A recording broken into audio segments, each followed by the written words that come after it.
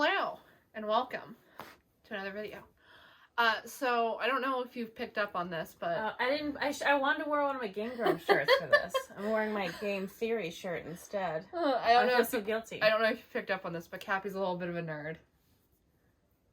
And she likes video games. What are you basing this off? The books behind us. Oh. Well, I could see why you might think that. So, anyway, we read these two books. She's read this one many times. Should I be... That's her Wi-Fi is out, and I needed a downloaded book. Yeah. book. Maybe I should do this intro. Yeah, go for it. Okay. So, I'll start by saying... Big fan of the Game Grumps, obviously. I'm not wearing their merch like I planned on doing. But if you've ever seen any vlogs, you'd see I have prints from the Game Grumps. I have a lot of t-shirts that I wear. I watch them all the time. I've loved them for 8 years? A really long time. Ish. Yeah. So, Aaron Hansen, the co-founder and co-host, he has this uncle who is... a deeply aggressive, angry, sad man. You know, only the people who know the Game Grumps are gonna get the joke. What am I supposed to do? We don't technically know Aaron wrote them. Alright. Obviously, the theory is that Aaron wrote these books because they're absolutely in his voice. But his uncle, Dr. Cecil H.H. Mills, actually wrote them. He's a nice man. He's depicted on the back of this book. He's never been mean to anyone. Anyway... That's the bit, is that Aaron's uncle wrote these books, because I don't know if he did that for fun or what, but Aaron wrote these books almost certainty. Okay, the entirety of these books, the writing, the covers, Dr. Cecil Mills, H.H. Mills, sorry, is one massive bit. Yeah, it's a good bit. That he is committed to. It's a fun bit. Right. So I guess we're under the assumption Aaron wrote these books. So I'll probably be referring to him as the author, but if not, whoever did it nailed his voice. Damn. Exactly. But okay, it's a character, Dr. Cecil H.H. Mills. Dr. Cecil H.H. Mills wrote the books, and also they're told in his literal voice as if he's narrating. And also he's in them. He is in them. There's meta stuff. So, okay, I'm going to explain the basic premise. They're like Hardy Boys, Nancy Drew-esque young adult mysteries. The covers are very, very much Nancy Drew-esque, as a Nancy Drew girl. Right. It says Ghost Hunters. There's no ghost activity in these. I think that's the point. Is that the point? I think that's the point. I want ghost activity. See, I'm worried because this one, at the end of it, he's like, I'm not going to do more, and I would be genuinely devastated. Don't. Again, Cappie. No, this is messy already. Okay, obviously we enjoyed these, so it's going to be a nice positive review. Yeah. I love the idea of the slim chance that Mr. Aaron Hansen, Ego Raptor, Sir, Subway Sandwich Man, would see this. I doubt it. But I want to start off by saying I love these. If you're watching, Aaron, I love these. I'm genuinely worried I'm going to cry doing this. Because, this book especially... the first one, it's the Ghost Hunters Adventure Club and the Secret of the Grand Chateau is a very important comfort read to me. She wasn't joking. I've read it many times.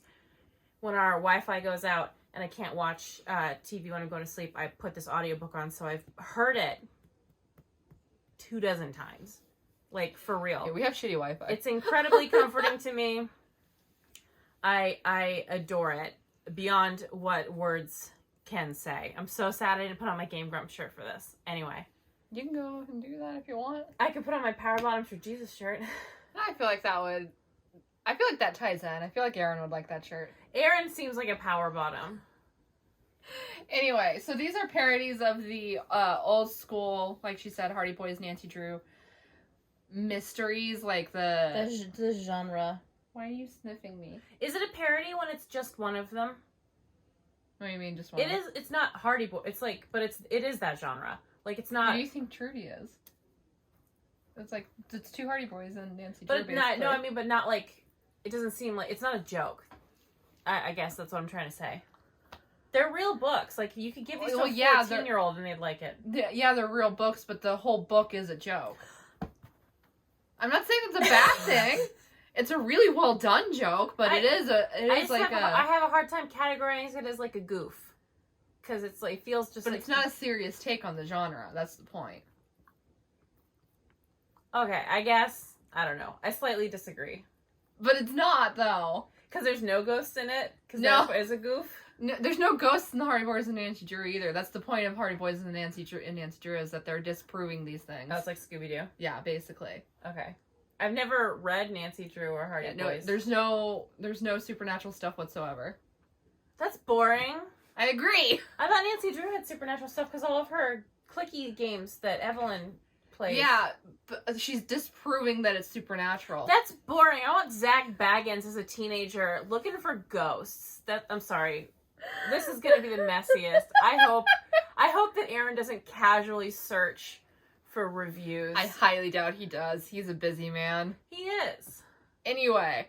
I've been rewatching him play Majora's Mask. He wasn't doing good. Quibbling about what this category of genre is. I'm sorry, I just respect him more than you do. The Secret of the Grand Chateau was the first in the series, and it introduces us to JJ, Valentine, and Trudy, who are our mystery solvers. Yes, she works at the hotel in this single book, and the boys go because are they scamming or they were summoned? They were summoned by... Yeah, they were hired. They were summoned by a mysterious author who needs their help for something, so they go to this creepy hotel in the middle of a snowstorm, and while they're in the middle of a meeting with this author, his head gets blown off, and that's the beginning of our story. Yeah. So... obviously, you can already see the differences between this and the actual genre. Okay, fine. I see your point. And furthermore, Trudy is like an actual like Nancy Drew type, but the boys are con artists. They are a little bit confidence men, but they also do their job. So technically, it's well, she does their job, and they they follow in her wake. Is it established that the boys are not actual brothers, like, for real? Yeah. Like, they definitely aren't? How do they have the same last name?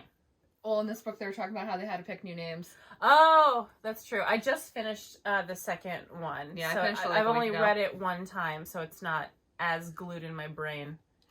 So, obviously, this happens, and one of them, Valentine, I believe, is just like, we have to solve this mystery, and JJ's just like, nah.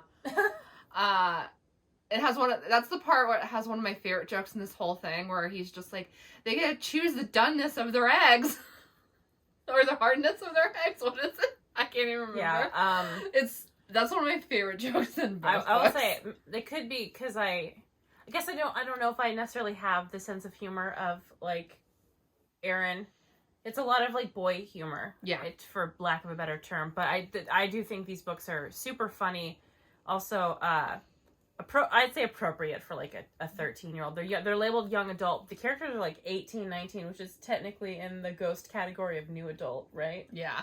So, yeah, I'd say also it's fine for kids because there's not really a lot of cursing. That I think no F words, pretty mild cursing for the rest. But yeah, it does start with someone's head getting blown off. So I guess your own discretion and all that. But very funny. For sure. Mm-hmm. And the first one, I think, has a very solid plot as they're trying to figure out who shot this guy's brains out. I don't even know how to begin talking about this book, genuinely. Well, it's a mystery, so you have to be pretty vague about it, to be honest. Yeah, we don't want to spoil anything, because I'd like you to go read it and be like, oh, I got recommended this book by this person with, like, killer taste. I do have killer taste. Anyway. So, yeah, so, like, the plot is it's supposed to be, like, again, parody-ish. And then, but there's just also a lot of jokes within it. Some are, like, jokes that you only get if you know the genre. Some are, like, outright jokes. Some are meta jokes. It's, like... a lot of I love the meta. More in the second one. There's way more meta jokes in the second one. I think I was touched more emotionally in the second one, despite the fact that the first one's my favorite. And I'll have to be vague about that, as to not spoil it. Mm-hmm. I did cry reading the second one at 2:00 in the morning. So thank you, Dr. Cecil H.H. Mills, for that. And I look like I'm crying now. It's because I'm about to sneeze, so don't think I'm already getting emotional. I don't even... You're just like, I'll look it up for you. Please don't.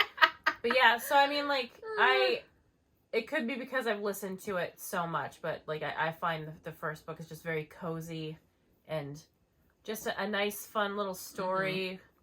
Despite the fact that a guy gets his head blown off, it's nothing that's gonna like mess up your emotions. I think. Yeah. It's heartwarming. Yeah. They meet a girl and they keep her. That sounds bad. They meet a girl and they keep her. That is what happens. She joins the Ghost Hunters Adventure Club. For some reason, she actually, like, reads and trusts the material they give her, even though she knows they're idiots. I want to know if these people have parents who wonder where they are. Because, like, the next book starts with all three of them, like, running to catch a train, and they're just, like, wandering. It's like, do you kids have family? Well, obviously, JJ and Valentine but, like, don't. She must have family. Like, yeah, the kids are just, like, nomads, I guess. Because we don't really know a ton about them, I assume. Is that part of... Con artists. Okay. Is that, like, in the genre? Do the Hardy Boys have parents? Yeah. Nancy Drew has her father and the Hardy Boys. Like, they talk to him and stuff. They're there. Okay. So I just, like, I guess it's vague on their past on purpose, I think. Because we don't necessarily need to know, and it leaves it more open for haha funny jokes. But then, like, in the second book, it's like, oh yeah, we were conning years ago, and it's like, when you were little kiddos, where are your parents? Yeah, that part feels like, okay. Because they're only 18, which I think is fine. I wouldn't necessarily want them to be 25, but it's like, so we've been doing this for years, and it's like, you are a child. They have a sealed juvenile record. Yeah, because we listen to these on audio, there's all these beautiful illustrations in the books. And I'll pick this up and try and show the camera. Yeah, please join us, Jinx. They have full sheet music for a song. It's just song in the audio. It's actually a cute little song. It's very funny. I liked it. There's full sheet music. And this is my special card. I'm part of the Dr. Cecil H. Mills Fan Society. You don't have your train whistle out? Oh my god, no, it's all the way up there. It was a surprise. I bought this book, and it came with a train whistle that sometimes when I'm sad I blow on, and it does make me feel better. She'll just be in her room, and she'll hear me blowing, and she's just like, okay. No, okay, listen. Here's the thing. When I found out this was on a train, I cried a little bit. She likes trains? Okay, listen. I was on Twitter, and I think Grumps, someone tweeted, and I saw that he was doing a second book, and first of all, I got wildly excited, but then I saw that it was on a train, and I cried. I love trains, okay? Like, I love I can't describe why or how it happened, but when I see trains, it makes me feel better. Cappie. So when I'm sad, I just... What? Oh, what is happening? She's got mats. I'm not gonna hold her down while you cut Mads out. You gotta. Back to the trains. So I ordered this book, and it's like, well, it's signed, first of all, with this gorgeous signature. Definitely by Dr. Cecil H. Mills, not Aaron Hansen. And then I opened the package, and there was just a train whistle that was a complete surprise. And I saw it, and I cried again a little bit, and I blew on it. And Sarah's like, what is that? It gave me a train whistle. And there was also long hair in it from one of the people in the merch department. So that was an extra gift, too. I didn't keep that one, but I did... She's like, you need to stop. I did keep the train whistle. I should have grabbed it. And sorry if I spoiled it for you, because they might still send train whistles. It's just a cute little surprise.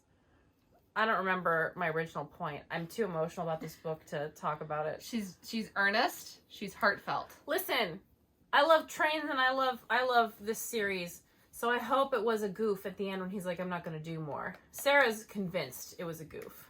Yeah, because the tone. Sure. Because the tone. He said it several times. It was going to be the last one. And I heard that, and I was just like... Okay. You don't have to be mean about it. You don't have to be mean. We've had this argument a few times. Okay, it's because I'm sad at the idea of there not being more. Because genuinely, I could keep reading these. I think even if I didn't like the Game Grumps or anything, I still would enjoy these. Should we say the plot of the second one? Sure. Why are you annoyed with me? I'm not annoyed for being emotional. The plot of the second one is they get invited to ride this train, and because they're not very bright, they go ahead with it, even though there's a lot of red flags, and it turns out their arch nemesis is on the train, and she's planning a jewel heist. And it turns out that she got duped too. Listen, I don't think all 3 of them are dumb. I think 2 of them are a little dumb. Technically, it was just JJ that fucked him over. The opening of that book where he's running with the ice creams, everything about that was deeply majestic. And I thought that was so funny. There is a picture in there. Yeah, so I'll say it's connected to the meta of it. But yeah, Dr. Cecil H.H. Mills is a character in this. Like, he's in it. He was in a phone call in the first one. Spoilers, he's in the second one, and he's got a little aside kind of internal. Probably the best meta joke I've ever read. There's good what, like, I don't want to spoil anything. It's very hard to talk about this spoiling, but there's a part with the engineer, which I think was so funny. And everything with him was good. Like, there's can you leave me alone forever?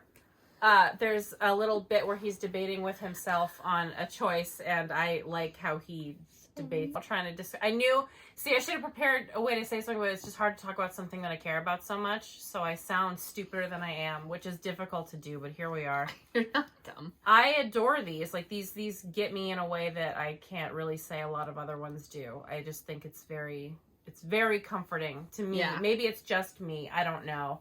Like, how do you feel about these? Like, these get me.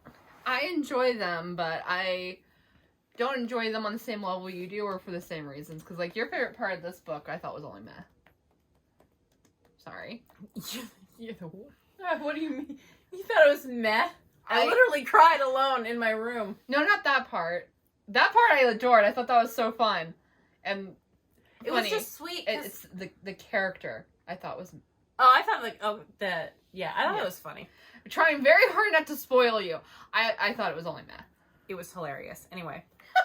Yeah, so the meta part with that. I see your point. You're wrong. Yeah. Shut up. Sorry, I wasn't as mean as you. But yeah, the narrator, though, he's going through this dilemma, very meta, and he's talking about the characters, and he says a line that I really appreciate, where he says, "There's a piece of my soul in all of them," and that's when I started crying.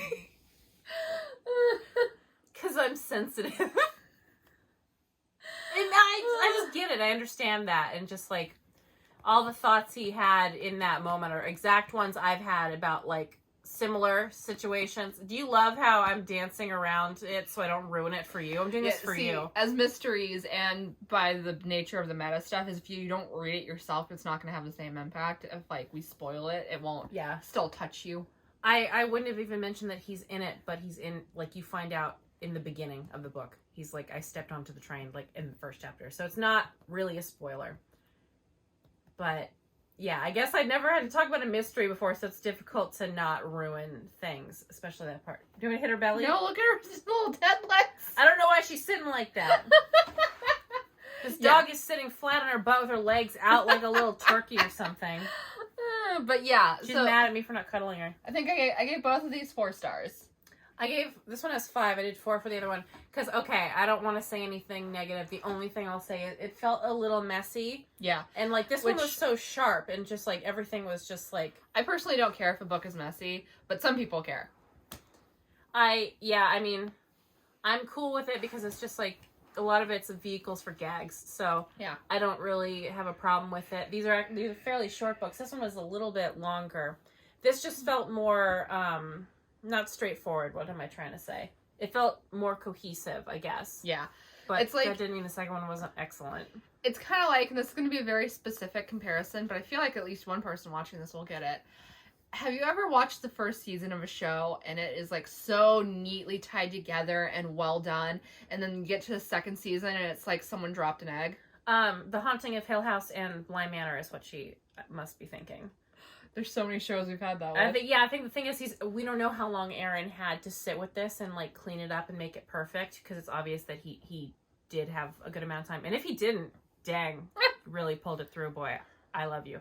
This one, it's got that thing of, like, not as much time to just, like, go through with, like, a fine-tooth comb, which I think is fine because it was still great. I didn't actually have any problems with it. Yeah. What was the part...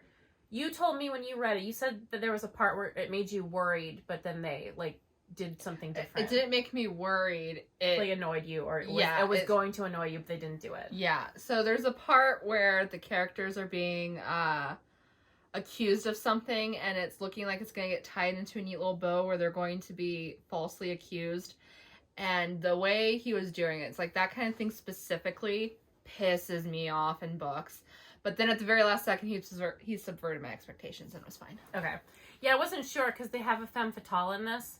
And I was like, oh, because I'm not a fan of that trope because it just kind of irritates me. Because it's just like, it's always like, oh, our main character is going to be dumb, or they're going to get tricked in a way that's like, it grosses me out or something. But I think it was done pretty well. She was fun.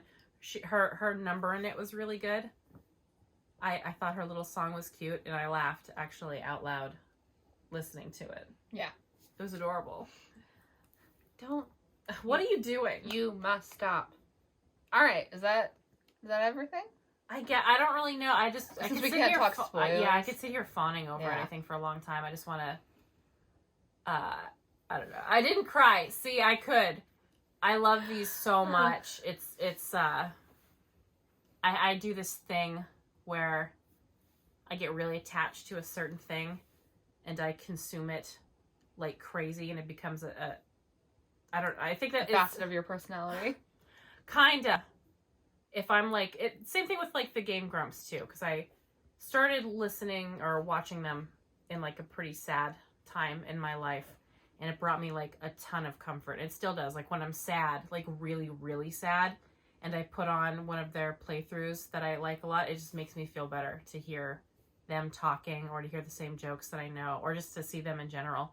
So, not to be a big pussy, but they mean a lot to me. The channel does, and I think Aaron, if this is indeed Aaron, is an excellent writer. He's deeply creative, very funny, and I hope I would read 1 million of these. But if he wanted to do a different genre or something else, or even something as him that's not like a bit, I think it would be excellent, and I would read it immediately. He's a very talented man.